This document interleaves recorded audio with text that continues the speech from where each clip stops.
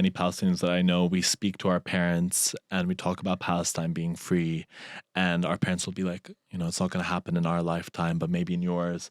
And actually what I've noticed, and especially like reflecting on before I started organizing, that in those conversations, there was never a question of how Palestine would be made free. And there was like this idea that,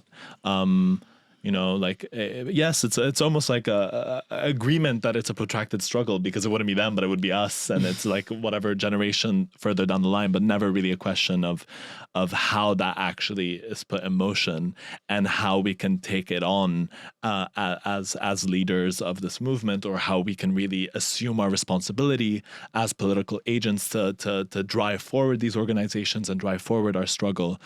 And I think that being part of an organization like PYM, but just being part of organizations that similarly think about leadership development means that I now am able to articulate that in conversations with my family, but also just more generally, right? When I think, because people are left with vision, they think it's utopian, right? They think it's unachievable.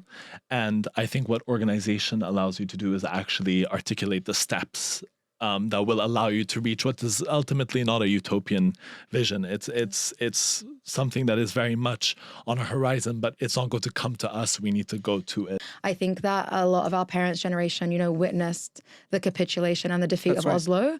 And like, I grew up in a household where my dad, for like most of my childhood, was like, Palestine is gone. It was like sold to the Zionists. Like, we'll be lucky if we get 2 states. Like, very like quite like defeatist. And I think that is the impact of Oslo and what Oslo did to that generation. And I think that actually when I started organizing, my dad started organizing. That's amazing.